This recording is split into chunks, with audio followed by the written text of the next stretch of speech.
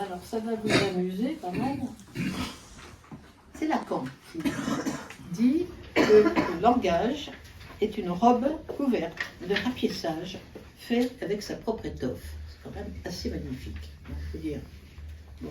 Mais en réalité, et je le dois à Rilde qui est là, que je remercie une fois de plus, qui est un grand spécialiste de linguistique, saussurienne en particulier, avec qui j'ai beaucoup travaillé aussi sur l'IHA et les Saussures, enfin ça c'est encore une autre paire de manches, qui m'a dit « Ah mais tu sais, Lacan l'a volé à Saussure ». C'est un vol de citation. C'est assez joli quand même, je dois dire. Voilà.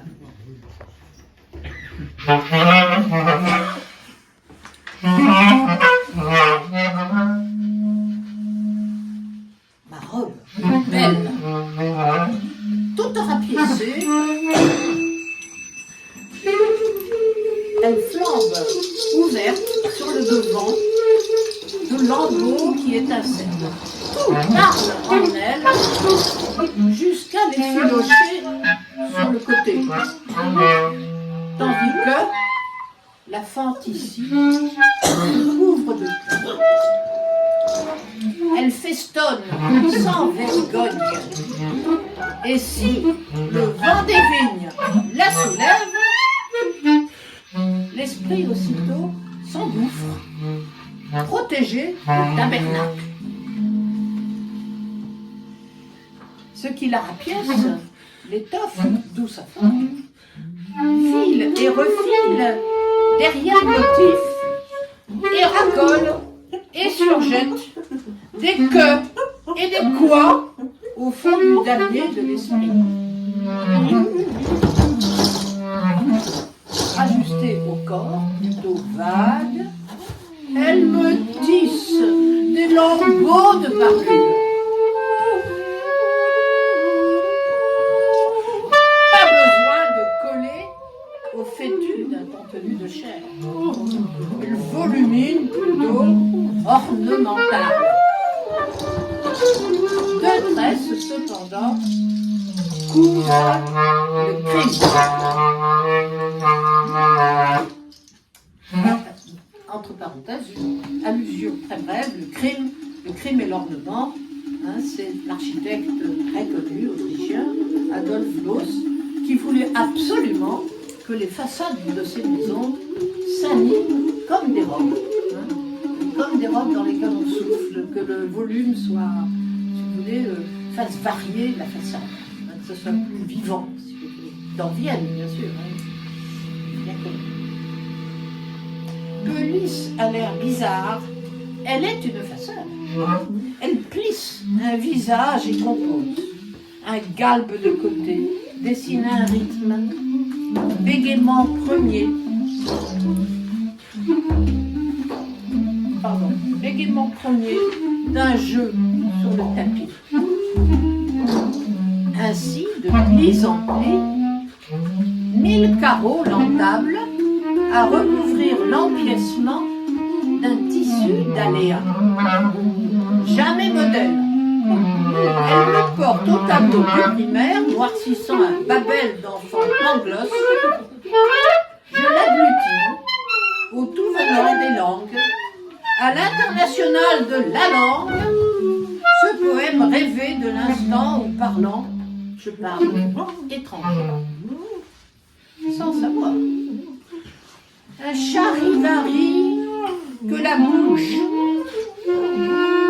ossuaire des sons possibles, fait taire.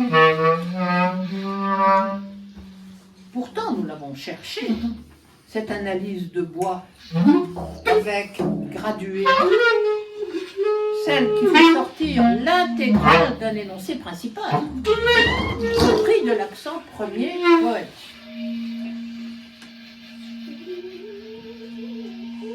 Pinces à rire me font encore une taille.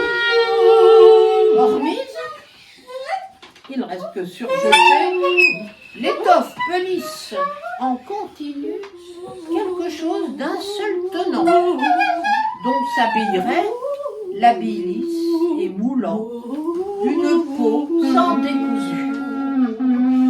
Ah, ça serait un langage poli comme un miroir,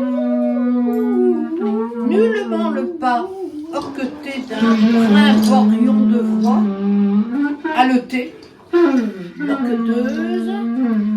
Non, elle coulerait de source, fluviale, sans l'accroche résistante de l'ambiant, tel le cristal non failli.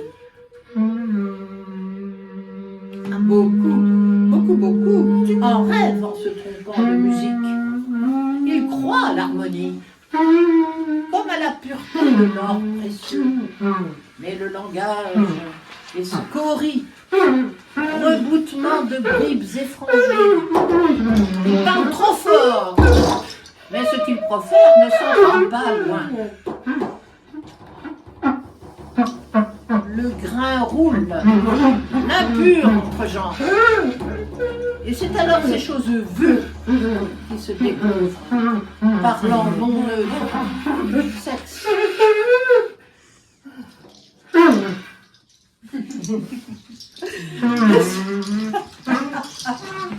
Des sens recousus. C'est ni plus ni moins. Aïe oh. Des sangs passés en rictus médiévaux, la pestilence. On raccommode. Mais reprisés, les parties se jalousent, à qui laisse passer le jour. Les crus ajours d'un son voyeur. Un mot qui fait la bouche veule. Un effet de robe. Certes, en pourvoyeur de pièces, le tissu rapièce encore, à cet endroit laissé béant. Mais il les a prises sur un autre, dont il est également fait. Ainsi, tout s'entretisse.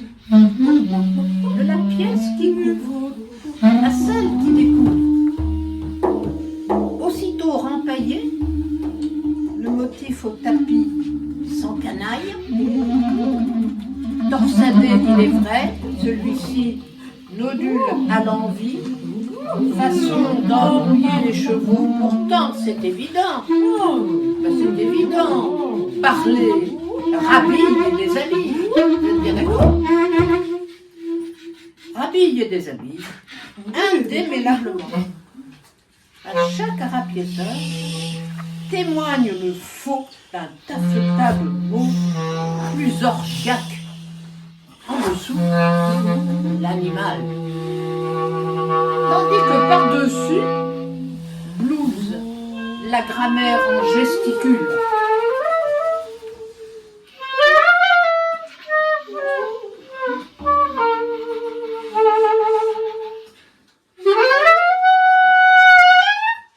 Quand s'approche la langue de contiguïté, c'est l'accent premier poète, en relief, que ne saurait briser l'espacement institué de rôle, ni avarier les abats d'un concept envolé. La langue est effable, d'origine, sans parti, et se sachant, est femme. C'est alors qu'elle se barre, la malvue. Elle s'affuble, redevenue métisse. La langue labiale 2 fois